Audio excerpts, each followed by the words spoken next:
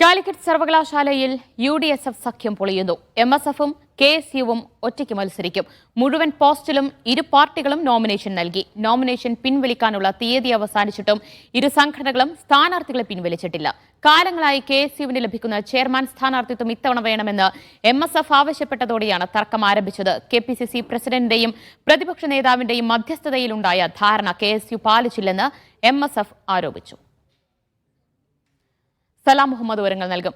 സലാം, എന്താണ് KSUവും അതുപോലെ തന്നെ MSFും സെപ്പറേറ്റ് ആയി മത്സരിക്കാൻ ഇത്തവണ കാരണമായത്?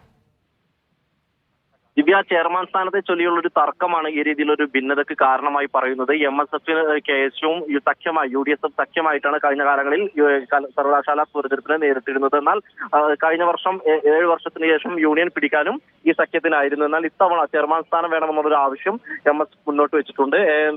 നേരത്തെ ഇതുമായി ബന്ധപ്പെട്ടുള്ള ഒരു ചർച്ചയിൽ KPCC പ്രസിഡന്റിന്റെയും പ്രതിപക്ഷ നേതാവിന്റെയും മധ്യസ്ഥയിൽ ചേർന്ന ചർച്ചയിൽ ഇത്തവണ ചെയർമാൻ സ്ഥാനം MSFന് നൽകാമെന്ന് ധാരണ ഉണ്ടായിരുന്നു. കൂടാതെ കുസാറ്റ് തെരഞ്ഞെടുപ്പിൽ മുന്നണിയായി മത്സരിക്കാനുള്ള ഒരു കാര്യത്തിലും ഒരു ധാരണ ഉണ്ടായിരുന്നു. എന്നാൽ ഈ ധാരണകളൊന്നും പാലിക്കാൻ തയ്യാറായിട്ടില്ലെന്നാണ് MSF പറയുന്നത്. അതുകൊണ്ട് തന്നെ ഇത്തവണ ചെയർമാൻ സ്ഥാനം വേണമെന്ന ആവശ്യത്തിൽ MSF ഉറച്ചു നിൽക്കുകയാണ്. ഈ ഒരു സാഹചര്യത്തിലാണ് സർവകലാശാല ഈ 22-ന് നടക്കുന്ന കാലിക്കറ്റ് സർവകലാശാല യൂണിയൻ തെരഞ്ഞെടുപ്പിൽ ഇരു പാർട്ടികളും വെവ്വേറെയായി നോമിനേഷൻ നൽകിയിരിക്കുന്നത്.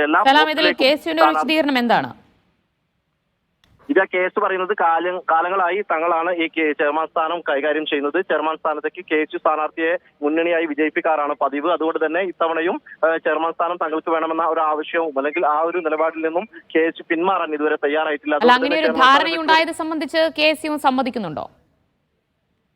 ഇക്കാര്യത്തിൽ കഴിഞ്ഞ കാലങ്ങളിൽ ഉണ്ടായ ഒരു തർക്കങ്ങളുടെ തുടർച്ചയായിട്ടാണ് ഒരു ധാരണയിലേക്ക് എത്തിയത്. അതായത് കുസാറ്റ് തെരഞ്ഞെടുപ്പിൽ മുന്നണിയായി മത്സരിക്കാത്തതിനെ തുടർന്ന് അവിടെ MSFും KSUവും തമ്മിൽ വലിയ രീതിയിലുള്ള ഒരു തർക്കങ്ങൾ ഉടലെടുത്തിരുന്നു. ആ മുന്നണി മര്യാദ പാലിക്കാതെ KSU ഒറ്റയ്ക്ക് സ്ഥാനാർത്ഥിയെ നിർത്തുകയായിരുന്നു എന്നുള്ളൊരു ആരോപണം നേരത്തെ തന്നെ MSF ഉയർത്തിയതാണ്. എന്നാൽ ഈ ഒരു സാഹചര്യത്തിൽ KPCC പ്രസിഡന്റും VD സതീശൻ പ്രതിപക്ഷ നേതാവും ഇടപെട്ട ഒരു ചർച്ചയിൽ ഒരു ധാരണ ഉണ്ടാക്കിയിട്ടുണ്ടായിരുന്നു. MSFും UDSF സഖ്യമായി തന്നെ കുസാറ്റ് തെരഞ്ഞെടുപ്പിനെ നേരിടുക, കൂടാതെ കാലിക്കറ്റ് സർവകലാശാലയിൽ ചെയർമാൻ സ്ഥാനം MSFന് വിട്ടുകൊടുക്കുക, ഇതായിരുന്നു ധാരണയെന്നാണ് MSF നേതാക്കൾ പറയുന്നത്. ആ ധാരണ KSU പാലിക്കാൻ തയ്യാറാകാത്തതിനെ തുടർന്നാണ് ഇപ്പോൾ ഈ എല്ലാ പോസ്റ്റിലേക്കും വെവ്വേറെ സ്ഥാനാർത്ഥികൾ MSFും KSUവും സ്ഥാനാർത്ഥികളെ നിർത്തിയിരിക്കുന്നത്. ചെയർമാൻ സ്ഥാനം വിട്ടുകൊടുക്കാൻ KSU തയ്യാറാകുന്നില്ല എന്നുള്ളത് കണ്ടുകൊണ്ടാണ് ഇപ്പോൾ MSFും KSUവും വെവ്വേറെ സ്ഥാനാർത്ഥികളെ നിർത്തിക്കൊണ്ട്, അതായത് UDSF സഖ്യമില്ലാതെ ഒറ്റയ്ക്ക് മത്സരിക്കാനുള്ള ഒരു തീരുമാനത്തിലേക്ക് ഇപ്പോൾ എത്തിയിരിക്കുന്നത്. അതായത് നേതാക്കൾ ഇടപെട്ട ഒരു ചർച്ചയിലേക്ക് കാര്യങ്ങൾ കൊണ്ടുപോകുന്നു എന്നുകൂടി വിവരം ലഭിക്കുന്നുണ്ട്. കാരണം UDSF സഖ്യമായി മത്സരിച്ചപ്പോഴാണ് കഴിഞ്ഞ കാലങ്ങളിൽ SFIയെ